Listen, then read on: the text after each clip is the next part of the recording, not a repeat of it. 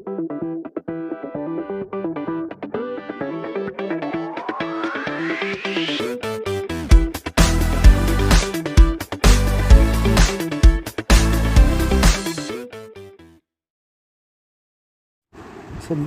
Hello बेटा, welcome to my channel.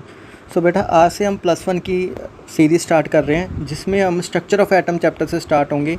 और सबसे पहले मैं एक्सप्लेन करूँगा फ़ोटो इलेक्ट्रिक इफ़ेक्ट। सो बेटा, I hope you all are doing well. आप सेफ़ होंगे, अपने घर में रहते होंगे। सो बेटा, ऑनलाइन स्टडीज़ का मज़ा लें घर में बैठे हुए। कोई भी डाउट्स आते हैं कुछ कमेंट सेक्शन में आप बता सकते हैं, ठीक है। पर्सनली मेरे को मैसेज भेज सकते हैं और मेरी ईमेल पे अपनी क्वेरी भेज सकते हैं।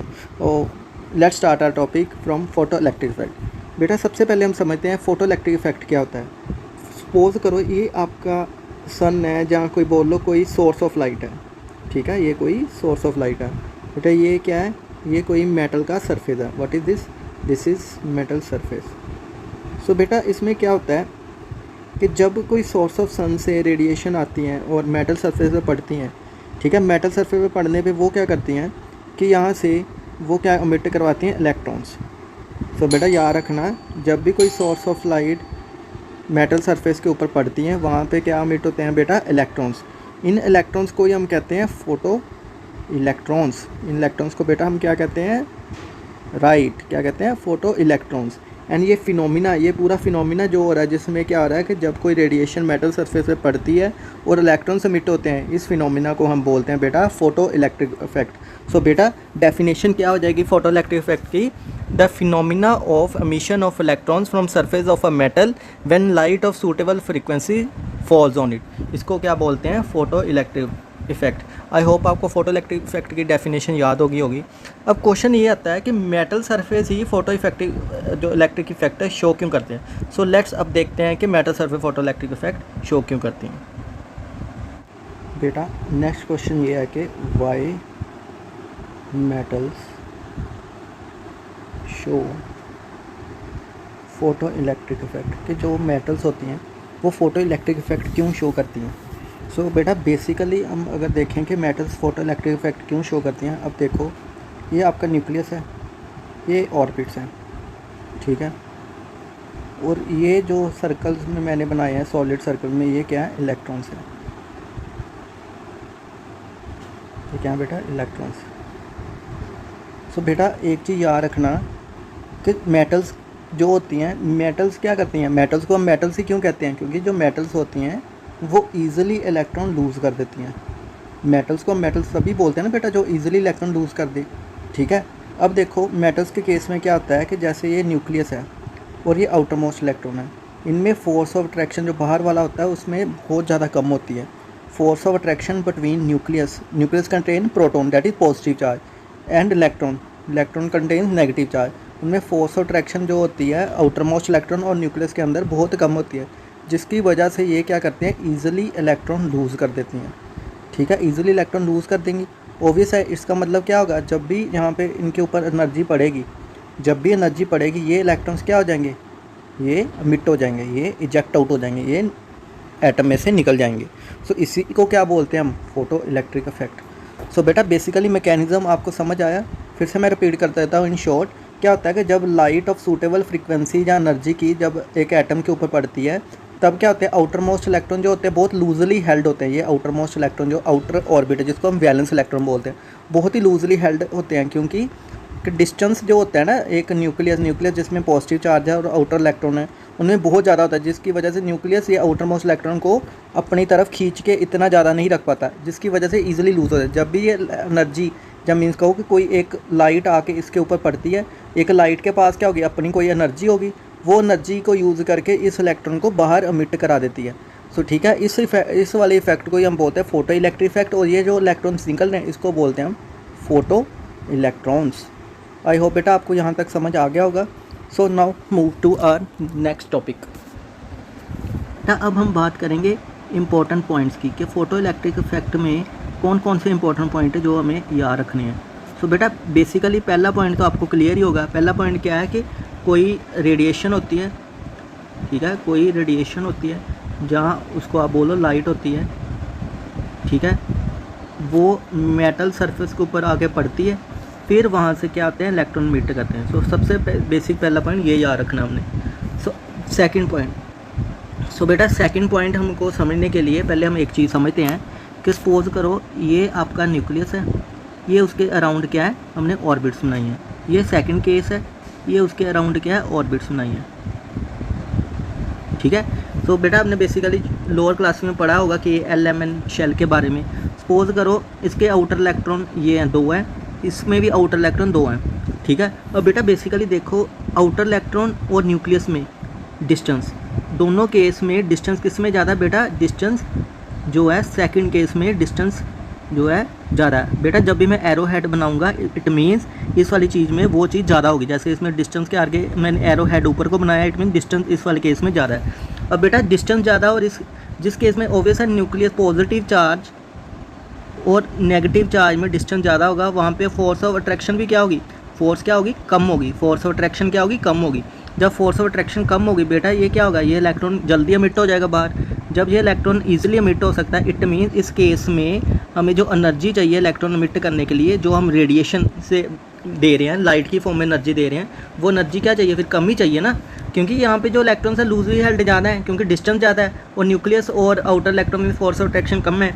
जब फोर्स ऑफ अट्रैक्शन कम है ऑब्वियसली न्यूक्लियस ये इलेक्ट्रॉन को इतना स्ट्रांगली हेल्ड नहीं करेगा, अपने पास खींचेगा नहीं। जब इसको न्यूक्लियस अपने पास नहीं खींचेगा तब क्या करेंगे, जो बाहर से एक लाइट आ रही थी जब इसके ऊपर स्ट्राइक करेगी ये वाले इलेक्ट्रॉन को क्या करेगी, वो बाहर एमिट करा देगी।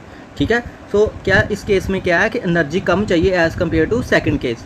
ठीक है। और बेटा याद रखना energy is directly proportional to frequency. Energy is ये किसका निशान होता है बेटा, फ्रीक्वेंसी का। और बेटा याद रखना एनर्जी जो होती है वो डायरेक्टली प्रोपोर्शनल टू किसके होती है, फ्रीक्वेंसी की। इट मीन्स सेकंड में अगर एनर्जी किसी चीज़ में ज़्यादा चाहिए उस चीज़ में फ्रीक्वेंसी भी हमें क्या चाहिए होगी, ज़्यादा चाहिए होगी। ठीक है। अब पॉइंट 2 रिमेंबर, इससे हम पॉइंट 2 क्या रिमेंबर रखेंगे, पॉइंट 2 रिमेंबर ये रखेंगे कि जब भी कोई रेडिएशन, अब देखो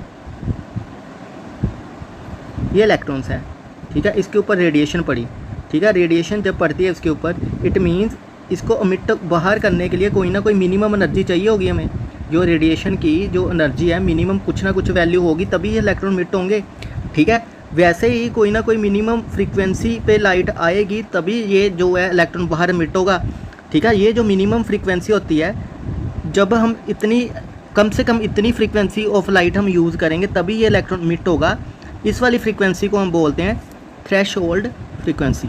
क्या बोलते हैं बेटा, थ्रेशोल्ड फ्रीक्वेंसी। सो बेटा थ्रेशोल्ड फ्रीक्वेंसी को हम कैसे डिफाइन कर सकते हैं, it is the minimum frequency required, it is the minimum frequency required to emit an electron. क्या करने के लिए, to emit an electron from metal surface. ये कम से कम इतनी फ्रीक्वेंसी की लाइट अगर पड़ेगी मेटल सरफेस के ऊपर तभी इलेक्ट्रॉन एमिट होगा। ऐसी फ्रीक्वेंसी को हम कहते हैं थ्रेशोल्ड फ्रीक्वेंसी। और बेटा इसको रिप्रेजेंट करते हैं न्यू नोड से। ठीक है। ये होती है थ्रेशोल्ड फ्रीक्वेंसी। ठीक है। ये 2 पॉइंट्स आपको रिमेंबर रखने हैं। उसके बाद फर्दर हम देखते हैं थर्ड पॉइंट टू भी रिमेंबर क्या होगा, वो होगा सपोज करो ये 2 केस मैं यूज़ कर रहा हूँ। ठीक है। यहाँ पे मैंने लाइट सोर्स यूज़ किया। अब ये लाइट सोर्स इधर आई, ये क्या है बेटा, मेटल सरफेस है, ये भी मेटल सरफेस है। इधर भी मैंने एक लाइट यूज़ की, वो लाइट कहाँ आई, यहाँ मेटल सरफेस पर स्ट्राइक की।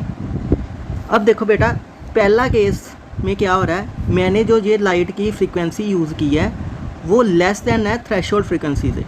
मीन्स जो ये लाइट मैं यूज़ कर रहा हूँ उसकी अपनी फ्रीक्वेंसी जितनी मिनिमम फ्रीक्वेंसी चाहिए, ये क्या है, मिनिमम फ्रीक्वेंसी चाहिए इलेक्ट्रॉन को बाहर निकालने के लिए, उससे ये फ्रीक्वेंसी कम है।